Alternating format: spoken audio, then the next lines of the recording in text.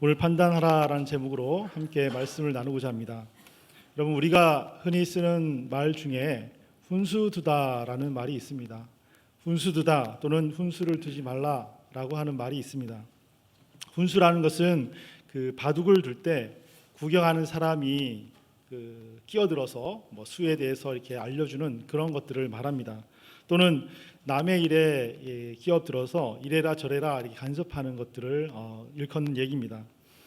그러나 이 훈수가 좀 더 좋은 의미로, 그러니까 좀 잘 되라고 하는 그런 의미를 가지고 있기 때문에 참견하다라고 하는 말과는 차이가 있습니다. 전문 바둑 기사가 아닌 일반 사람들이 이 재미로 그냥 일반적으로 두는 바둑판에 보면 이렇게 훈수를 두는 훈수꾼들이 가끔 끼어들 때가 있습니다. 훈수꾼이라고 하는 사람은 가만히 있으면 입이 근질근질한 사람들이죠. 옆에서 남의 바둑판 두는 것을 보면서 이래라 저래라 이렇게 간섭하는 이렇게 말을 하는 알려주는 사람이라는 것이죠. 우리가 여기서 한 가지 재미있는 사실은 바둑을 두는 그 두 대국자와 그리고 이게 옆에서 훈수를 두는 사람, 이 두 부류의 사람을 봤을 때 누가 더 바둑판에 대한 것들을 잘 보냐면 이 훈수꾼이 더 잘 대국을 볼 수 있다라는 것입니다.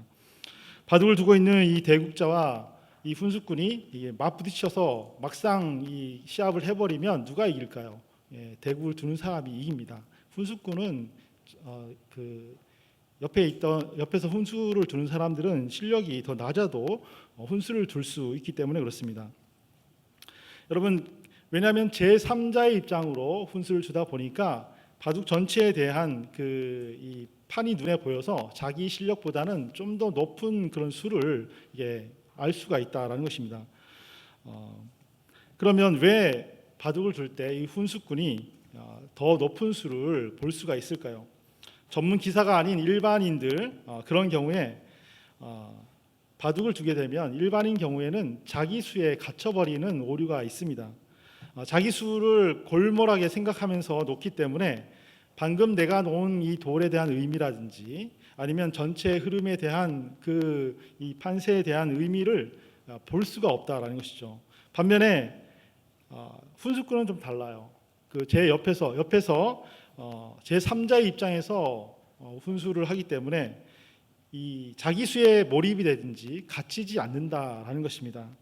두 대국자의 의도를 전체의 관점에서 바라보게 되기 때문에 자기 실력보다는 더 높은 그런 실력을 발휘하고 수를 이렇게 보게 된다는 것이죠. 그래서 옆에서 훈수꾼이 딱 보면 자기는 눈에 보이는 것이죠. 그런데 두 대국자는 몰라요. 그러니까 얼마나 답답합니까? 막 입이 근질근질 거리는 것이죠. 그래서 거기에 개입해갖고 이래라 저래라 말을 한다라는 것입니다. 우리가 여기서 이 전문 기사와 그냥 일반인 바둑 애호가의 이 차이가 있다라는 것을 우리가 알게 됩니다. 어떤 근본적인 차이가 있을까요? 그것은 전문 기사라고 하는 사람들은 스스로의 수에 갇히지 않는 사람이라는 것입니다. 자기 관점만으로 바둑판을 바라보지 않기 때문에 자기 수에만 갇혀 있지 않아요. 전문 기사는 마치 훈수꾼처럼 제3자의 그런 관점에서 객관적으로 바둑판 전체를 바라보게 되는 것입니다. 그래서 언제나 이 전체에서 전체의 흐름과 판세 속에서 바둑판을 이렇게 두기 때문에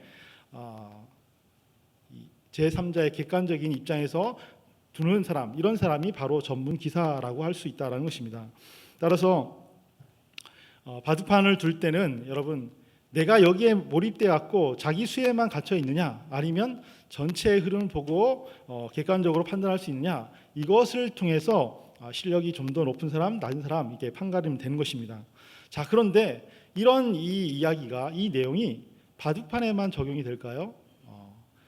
바둑판이 아니라 바로 우리들의 신앙생활 속에도 그대로 적용이 될 수 있다라는 것입니다. 오늘 본문의 내용의 배경을 살펴보면 이렇습니다. 성전 미문 앞에서 구걸하던 태어날 때부터 이제 장애자죠, 안진뱅이로 있던 사람이 벌떡 일어나서 걷게 되었습니다. 이 사실에 대해서 주인공이었던 베드로와 요한이 이 일이 어떻게 일어났는가 하는 것을 성전에 있는 그 솔로몬 행각이라는 곳에서 설교를 이제 합니다. 알려주는 것이죠. 한참 설교를 하고 있는데 갑자기 어떤 그 사람들이 난입을 해요. 바로 유대교 최고 지도자들이라고 불리는 사람들이 쫓아와서 그 베드로와 요한을 잡아갑니다. 그리고 감옥에 갖다 두는 것이죠. 이튿날이 되었습니다. 이튿날이 되어서 이제 유대 지도자들이 회의를 열었어요. 당시 그 최고 회의 기구라고 하는 사내들인 공회를 법원 성격도 같이 가지고 있습니다. 여기를 이제 회의를 소집해서 이제 두 사도들을 그 앞에다가 이제 세웁니다. 그러면서 묻는 것이죠. 당신들은 누구의 권세로, 누구의 이름으로 이 일들을 했느냐라고 추궁을 하는 것입니다. 그러자 성령 충만한 이 두 사도가 대답을 합니다. 당당하게 두려움 없이 얘기를 하는 것이죠. 당신들이 잡아서 십자가에 죽였던 바로 그 예수, 그분을 하나님이 살려주셨다, 부활시켜 주셨다. 그리고 그 예수님, 부활하신 예수님의 이름으로 바로 이 선천성 안진뱅이 거린이 나음을 입었다라고 이렇게 당당하게 외쳤다라는 것입니다. 그리고 나서 멈춘 것이 아니죠. 계속해서 얘기합니다. 시편 118편에 있는 이 말씀, 다시 말해서 건축자의 버린 돌이 모퉁이 돌이 되었다라고 하는 이 말씀을 그대로 인용해 와서 바로 이 부활하신 예수님, 다시 살아나신 예수님이 하나님 나라의 모퉁이 돌이 되었다라고 이렇게 얘기를 했다는 것이죠. 유대교 지도자들은 깜짝 놀랐어요. 왜 놀랐을까요? 그들이 알고 있기로는 이 두 사도 베드로와 요한은 이 당시 가장 변두리 시골이라고 불려지는 갈릴리 바다에서 물고기 잡는 어부로 알고 있었거든요. 그러니까 무식한 사람, 배우지 못했고 가난한 사람이다라고 생각을 했는데 지금 이 유대인들의 최고 그 회의 기관, 법원의 성격을 가지고 있는 데서 재판을 받는데 아주 당당하게 얘기하는 것이죠. 담대하게 얘기해요. 뿐만 아니라 자신들도 전혀 생각하지도 못했던 구약의 이 시편 말씀을 가지고 와서 예수님이 바로 건축자의 버린 돌이 되었다가 어떻게 모퉁이 돌이 됐다라고 이렇게 얘기를 하는 것을 보고 너무나 깜짝 놀랐다라는 것입니다. 그들이 가지고 있던 그 담대함, 그리고 그들이 보여주었던 그 통찰력, 이것을 통해서 오히려 추궁이 아니라 감탄하는 모습으로 빠져들게 되었다라는 것입니다. 그들이 생각하기에는 이렇죠. 이 두 사도들이 이렇게 예수님의 부활을 얘기했는데 이것이 진짜 부활 사건이 일어나지 않았으면 이들이 이렇게 담대할 수 있을까? 이들이 이렇게 성경 말씀에 대한 이 통찰력을 가지고 외칠 수 있었을까? 진짜 아니야? 라고 이렇게 수긍할 정도까지 되었다라는 것입니다. 더욱이 더 중요한 사실이 있어요. 뭐냐면 이 두 사도가 부활하신 예수님의 이름으로 고쳤다라고 하는 그 선천성 안진뱅이 거린이 그 재판장에 서 있었다는 것이죠. 그 베드로와 요한에게 옆에 있었다라는 것입니다. 여러분, 실제로 고침 받은 사람이 옆에 있어요. 그 사람을 보고 우리가 뭐라고 얘기할 수 있겠습니까? 그래서 유대교 지도자들은 더 이상 뭐라고 얘기하기 참 곤란한 지경에 놓여지게 됩니다. 이런 상황 속에서 이 유대교 지도자들이 과연 어떤 반응을 보였을까요? 오늘 보니까 두 사도와 거린을 법정에서 회의 장소에서 내보냈다라고 얘기합니다. 그리고 나서 서로 머리를 맞대고 의논을 했어요. 그 의논한 내용이 14절부터 16절에 언급되고 있습니다. 또 병 나은 사람이 그들과 함께 서 있는 것을 보고 비난할 말이 없는지라 명하여 공회에서 나가라고 서로 의논하여 이르되 이 사람들을 어떻게 할까? 그들로 말미암아 유명한 표정이 나타난 것이 예루살렘에 사는 모든 사람에게 알려졌으니 우리도 부인할 수 없는지라. 여러분, 이 두 사도가 예수님의 이름으로 이 선천성 안진뱅이 거린을 고쳤다라고 하는 이 사실에 대한 소문이 이미 이 하룻밤 사이에 예루살렘에 다 퍼졌어요. 예루살렘에 있는 사람들이 다 알게 됐다라는 것입니다. 그리고 더욱이 여기에 대한 증인까지도 고침받은 사람까지도 법정에 출두를 했어요. 그러니까 마냥 이 강짜를 부려서 부인할 수가 없다라는 것입니다. 그래서 이 유대교 지도자들이 이제는 할 수 있는 일이라고는 한 가지밖에 없어요. 그게 뭘까요? 예, 인정하는 것이죠. 왜냐하면 고침받은 사람도 있고 온 소문도 다 퍼졌고, 그죠? 증인까지 있었기 때문에 우리가 이 알고 있던 사실과 너무 다르기 때문에 지금 어떻게 해요? 갑자기 강제로 붙잡아 온 것과 우리가 추궁한 것들에 대해서 우리가 사과한다라고 이렇게 말을 했다라고 하면, 그죠? 자신들의 과오를 인정했다라고 하면 어떻게 되었을까요? 이 유대교 지도자들, 당시에 모든 그 백성들의 최고 지도자라고 불리는 사람들이 함부로 사과 잘 하지 않지 않습니까? 그죠? 그런데 너무나 명백한 실수이기 때문에 이것을 인정했다고 하면 아마 사람들로부터 많은 칭찬과 존경을 받게 되었을 것입니다. 그런데 이들이 내린 결정은 완전히 엉뚱한 결정이었어요. 17절부터 18절 말씀을 보니까 이렇게 나오고 있습니다. 이것이 민간에 더 퍼지지 못하게 그들을 위협하여 이후에는 이 이름으로 아무에게도 말하지 말게 하자고 그들을 불러 경고하여 도무지 예수의 이름으로 말하지도 말고 가르치지도 말라 하니, 최고의 학식을 가졌고 또 경륜을 가졌다라고 하고, 그리고 신분이 아주 최고의 높은 신분을 가진 최고 지도자들이 서로 의논했어요. 그러면 아주 합리적으로 좋은 그런 의논을 했을 텐데 그들이 찾아낸 방법은 뭐예요? 위협하는 것이었어요. 협박하는 것이었다라는 것이죠. 제자 그 두 사도를 불러서 더 이상 예수의 이름으로 말하지 말아라, 거론조차 하지 말라, 가만 안 놔두겠다라고 이렇게 위협했다라는 것입니다. 여러분, 우리말 속담에 보면 발 없는 말이 천리를 간다라는 말이 있어요. 그게 무슨 얘기입니까? 이 소문이란 것이 엄청 빠르게 퍼진다는 것이죠. 여러분, 부활하신 예수 그리스도께서 이 선천성 안진뱅이의 이 질병을 고쳤다, 이 소문이 하룻밤 사이에 온 예루살렘에 다 퍼졌어요. 그러니까 지금 유대 지도자들이 아무리 그 두 사도의 이 협박을 하고 말하지 말아라 라고 위협한다고 해서 여러분 이미 퍼진 이 소문을 잠재울 수 있을까요? 그럴 수 없다는 것이죠.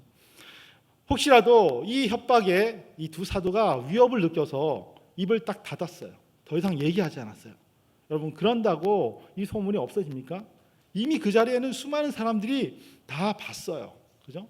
그렇기 때문에 이들의 이 일을 감출 수가 없다라는 것입니다. 아무리 협박해도 어떻게 소문을 막을 수가 없는 그런 상황에 놓여 있습니다. 그런데도 불구하고 어떻게 해요? 협박으로 나오는 이 유대교 지도자들의 모습을 보면 참으로 어처구니 없다라고 할 수 있습니다. 그렇다면 이 협박에 대해서 두 사도들은 어떤 반응을 보였을까요? 오늘 본문 19절부터 20절 말씀인데 이 절은 같이 읽겠습니다. 19절부터 20절입니다. 베드로와 요한이 대답하여 이르되 하나님 앞에서 너의 말을 듣는 것이 하나님의 말씀을 듣는 것보다 옳은가 판단하라. 우리는 보고 들은 것을 말하지 아니할 수 없다 하니. 지금 베드로와 요한이 유대교 최고 지도자들 앞에서 뭐라고 얘기하죠? 너희들이 그렇게 협박하는데 이 위협에 우리가 굴복하는 것과 또 하나님의 말씀을 듣고 그 하나님의 말씀에 순종하는 것과 무엇이 옳은 것인지 한번 판단해 봐라. 우리는 옳은 대로 행한다라고 얘기했다는 것이죠. 여러분, 한번 생각해 보십시오. 하나님을 믿는 사람들 앞에서 사람의 말을 듣는 것이 옳으냐 아니면 하나님의 말씀을 듣는 것이 옳으냐라고 질문한다면 여러분 뭐라고 대답하시겠습니까? 지금 여러분에게 이 질문을 던진 다음에 여러분 뭐라고 대답할까요? 당연히 하나님의 말씀을 듣는 것이 옳다라고 대답하지 않겠습니까? 그죠? 지금 이 대답을 바로 이 두 사도가 당당하게 그 재판장 앞에서 두렵지 않고 떨지 않고 얘기했다라는 것입니다. 이 질문을 받은 유대교 지도자들은 여러분 이제는 어떻게 대답하는 것이 바른 태도일까요? 유대교 지도자들이 계속해서 협박해야 될까요? 아니면 이 질문을 받고 나서 하나님의 말씀을 따르는 것이 옳다라고 해서 자신들의 그 어리석은 계획을 내려놓는 것이 바람직한 태도일까요? 여러분, 오늘 본문 21절은 이 유대교 지도자들이 또 다른 엉뚱한 행동을 한다라는 것을 말해주고 있습니다. 21절에 보니까 이렇습니다. 관리들이 백성들 때문에 그들을 어떻게 처벌할지 방법을 찾지 못하고 다시 위협하여 놓아 주었으니 이는 모든 사람이 그 된 일을 보고 하나님께 영광을 돌립니다. 이미 소문은 다 퍼졌어요. 그죠? 그리고 증인까지 옆에 있습니다. 그러니까 이 두 사도를 처벌할 수 있는 그런 조금도 여지가 없다라는 것이죠. 그런데 이 상황 속에서 이 유대교 최고 지도자들이 선택한 것은 다시 협박하고 다시 위협하는 것이죠. 그리고는 어떻게 할 방법이 없으니까 무죄 석방을 하는 것입니다. 여러분, 하나님을 신봉하는 그 두 사도에게 아무리 자기들이 높은 권세를 가졌다, 신분이 높다라고 해서 막 협박하고 위협을 했지만 여러분 통하지 않았죠. 그죠? 그래서 이 위협은 오히려 자신들이 어리석다, 하나님 말씀을, 옳은 하나님 말씀을 선택하지 않는 그런 비신앙인이다라는 것을 드러내는 그런 증거밖에 되지 않았다라는 것입니다. 우리는 여기서 같은 믿음을 가졌지만 다른 행동을 보이는 두 종류의 사람들을 우리는 발견하게 됩니다. 어떤 사람들이죠? 첫 번째는 유대교 지도자들. 그리고 다른 한 부류는 두 사도 베드로와 요한이죠. 여러분, 유대교 지도자들은 어떤 사람들일까요? 여러분, 이들은 지금 앞에 있는 베드로와 요한 똑같이 하나님의 말씀을 믿는 사람들이었어요. 그러나 여러분, 하나님의 말씀을 믿는 사람들이었고 어떻게 보면 베드로와 요한보다 더 하나님의 말씀에 뛰어난 전문가 지식을 가진 사람들이었어요. 그러니까 외견상 봤을 때 대제사장도 있었고 성전 맡은 사람도 있었고 사두개인들이 함께 하고 있었기 때문에 이 사람들을 이 베드로와 요한이 대적할 수가 없는 것이죠. 지식적으로나 아니면 신분상으로나 여러 가지 인지도 면에서 절대로 대적할 수 없었다라는 것입니다. 하나님의 말씀을 추종한다고 하면 이들은 더 추종할 수 있는 사람들이었죠. 그런데 그에 반해서 전혀 무식하고 어부였던 이 갈릴리 출신 두 사도들은 그들 앞에서 하나님의 말씀을 운운했다는 것이죠. 쉽게 얘기하면 번데기 앞에서 주름을 잡은 것입니다. 그죠? 말씀의 전문가들 앞에서 하나님의 말씀을 얘기한 것이죠. 전혀 맞지 않는 상황처럼 보이는데, 그런데 그들이 너희 말을 듣는 것과 그리고 하나님 말씀 듣는 것, 어느 것이 옳은 것인지 판단해 봐라 라고 이렇게 지적할 수 있었다라는 것입니다. 그리고 이 두 사도들이 지적했는데도 불구하고 이 유대교 지도자들은 또다시 어리석음을 행했어요. 위협하고 인정하지 않고 협박했다라는 것입니다. 여러분, 이 두 사람들의 차이는 무엇입니까? 베드로와 요한은 어떻게 담대할 수 있었고 어떻게 하나님의 말씀을 따르는 것이 더 옳다라고 이렇게 외칠 수 있었을까요? 또 이 유대교 최고 지도자들은 행동할수록 자꾸만 어리석은 행동을 하게 되었을까요? 무엇이 이들을 이렇게 만들었습니까? 유대교 지도자들이 그처럼 어리석음을 반복한 것은 하나님의 말씀 앞에서 자기 자신과 그리고 자신에 대해서, 자신이 가지고 있는 그 권세에 대해서 객관적으로 판단하려고 하지 않았기 때문입니다. 다시 말해서 하나님의 말씀으로 자신을 객관화시키지 않았다라는 것입니다. 말씀 앞에서 자신을 객관화시키는 것을 상실했을 때 그들은 자신에게 주어져 있는 것들, 자신이 소유하고 있는 것들, 여기에 스스로 갇혀버리게 되는 것입니다.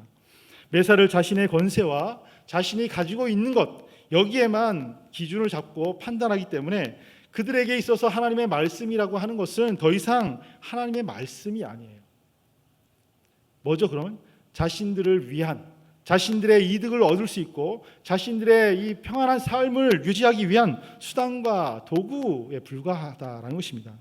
한마디로 지금 유대교 최고 지도자들이라고 하는 사람들은 하나님의 말씀을 이용하는 이용꾼들이에요. 전문 종교인이라는 것이죠. 진정한 신앙인이 아니다라는 것입니다. 그러면 여러분, 이 두 사도는 어떻습니까? 베드로와 요한은 어떤 사람들입니까? 이 사람들은 하나님의 말씀 앞에 자신을 객관화하는 사람이다라는 것입니다. 베드로와 요한이 당시 나는 새도 떨어뜨릴 정도로 그렇게 막강한 권력을 가지고 있는 그 유대교 지도자들 앞에서 전혀 굴하지 않았어요. 떨지 않았습니다. 왜요? 그들은 하나님의 말씀 앞에서 자신을 객관화한 할 수 있었기 때문에, 객관적으로 판단할 수 있었기 때문에 그렇습니다. 여러분, 하나님의 말씀의 관점 앞에서 객관적으로 바라볼 때, 판단해 볼 때 유대교 지도자들과 그리고 두 사도들은 어떤 사람들일까요? 하나님 말씀 앞에서 다들 어떻게 해요? 죽을 수밖에 없는 죄인 중에 죄인이죠. 보잘것없는 미물에 불과한 사람들입니다. 여러분, 똑같은 그런 하나님의 피조물로서 하나님 앞에 죄인이고 미물에 불과한 존재들, 그런 존재들일 뿐이다라는 것이죠. 오히려 하나님이 약속하셨던 메시아 예수 그리스도를 부정했던 이 유대교 지도자들, 이 사람들은 두 사도보다는 오히려 더 불쌍하고 가련한 백성이에요. 어리석은 백성이다라는 것입니다. 그래서 두 사도는 어떻게 해요? 너희 말을 듣는 것과 하나님 말씀 듣는 것 중에 어느 것이 옳은지 한번 판단해 봐라 라고 이렇게 그들을 질타할 수 있었다라는 것입니다. 이처럼 말씀 앞에서 자신을 객관화할 수 있었던 이 베드로와 요한, 이들이 바로 성경에서 얘기하는 진정한 신앙인이에요.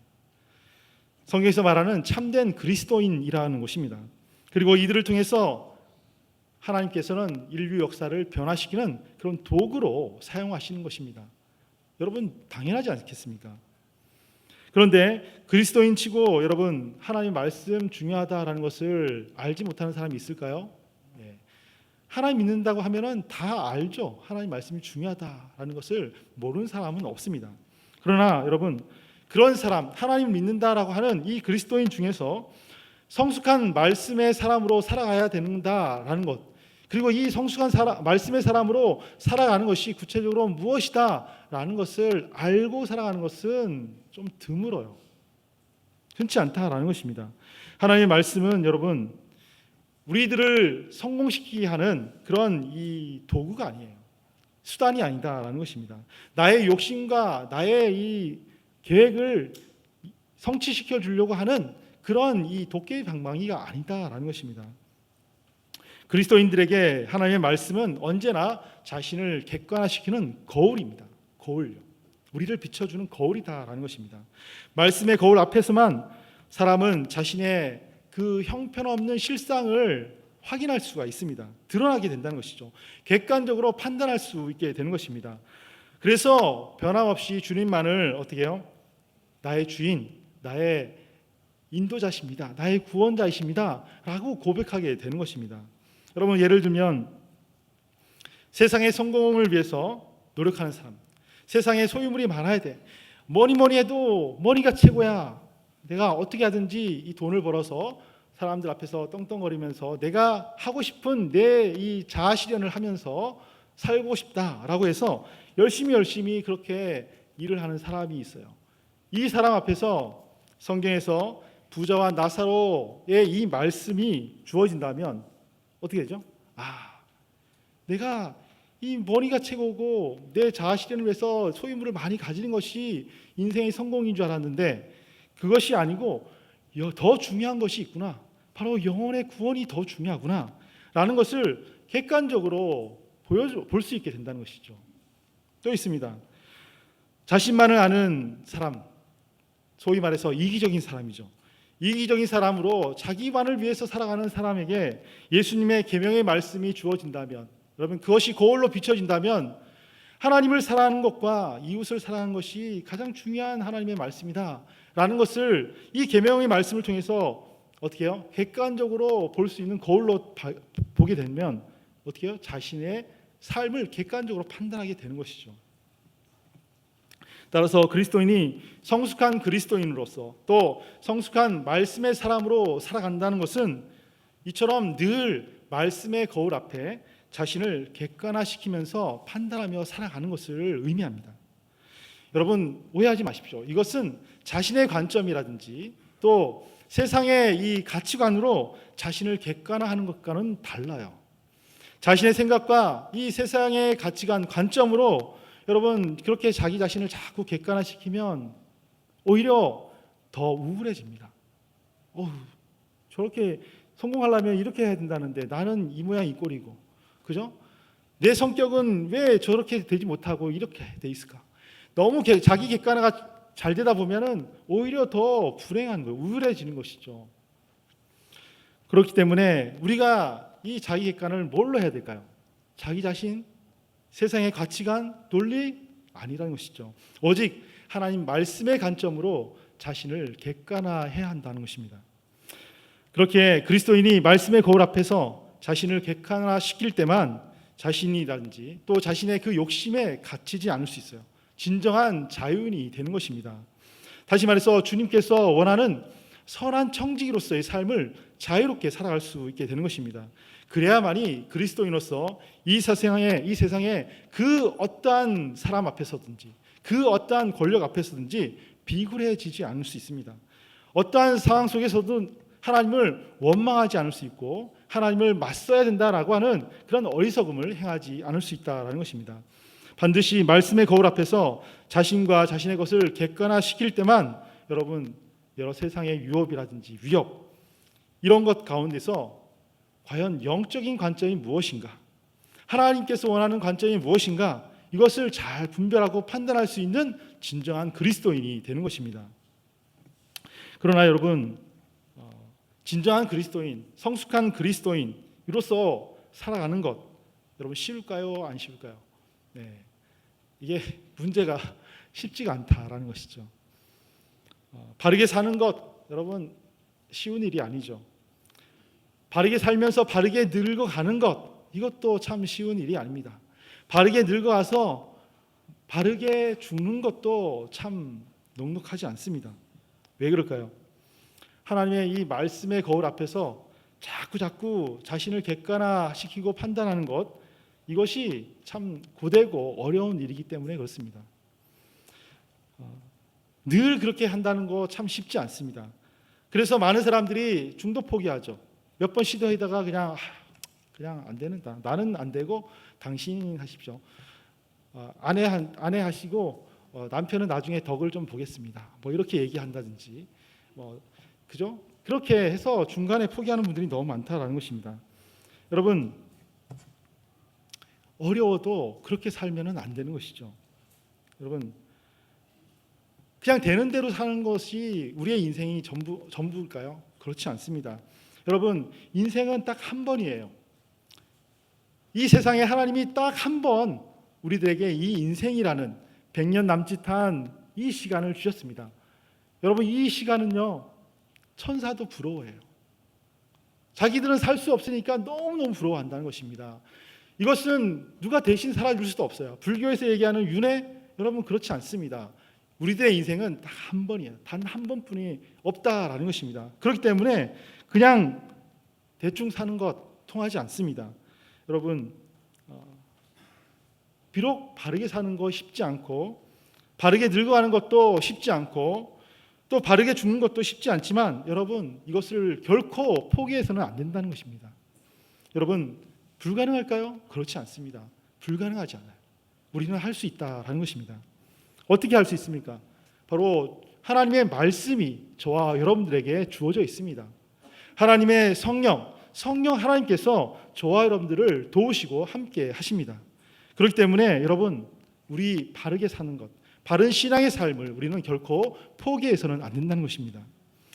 말씀을 정리하겠습니다. 여러분 딱 한 번밖에 주어지지 않는 우리 인생 어떻게 사시겠습니까? 힘들다고 어렵다고 그냥 되는 대로 대충 아무렇게나 살고 끝내시겠습니까? 아니면 그래도 어렵고 포기했지만 다시 한번 좀 더 나은 모습으로 좀 더 바르고 가치 있게 보람되게 살고 싶으십니까? 우리는 바른 인생을 살 수 있습니다. 저와 여러분들은 성숙한 그리스도인으로 살아갈 수가 있습니다. 여러분 어떻게 해요? 하나님의 이 말씀의 거울 앞에서 우리 자신을 객관화시키면 이 일을 할 수 있다라는 것입니다. 여러분 바른 신앙이라는 것은 언제나 주님의 말씀 앞에서 자신을 객관화시키는 것을 자꾸 연습해 가는 거예요. 여러분 연습의 의미 아시죠? 한번 해보고 안 되면 간두나요? 아니잖아요. 잘 안 되니까 연습하는 거지 않습니까? 그죠? 연습하면 어떻게 돼요? 한 번, 두 번 자꾸 연습하면 돼요. 그죠? 어린아이가 줄넘기를 배워요. 한 번 뛸 때 되나요? 안 된단 말이에요. 그죠? 그러면 옆에서 아빠가 뭐라 하죠? 아기가 포기할 때 아니야, 원래 처음에는 다 어려운 거야, 힘들어. 그런데 두 번, 세 번 하면 할 수 있어. 넌 할 수 있어. 그죠? 그래서 자꾸 연습을 하면 어떻게 해요? 막 걸리고 머리 맞고 짜증나지만 포기하지 않으면 줄넘기 할 수 있잖아요. 마찬가지입니다. 여러분, 주님께서 우리를 도와주십니다. 주의 말씀이 저와 여러분과 함께합니다. 그렇다면 여러분이 포기하지 않고 나아갈 때 하나님의 말씀 앞에서 여러분을 객관화시키고 나가는 이 작업을 자꾸 행하면 결국에는 어떻게 해요? 바른 성도로서 바른 신앙의 삶을 우리는 살아갈 수 있게 되는 것입니다. 바라기는 세상의 관점이 아니라 바로 하나님의 말씀의 그 거울로 자신을 객관화시키고 판단시켜가는 바른 성도, 여러분 포기하지 않고 나가는 놀라운 은혜가 함께하기를 간절히 축원합니다.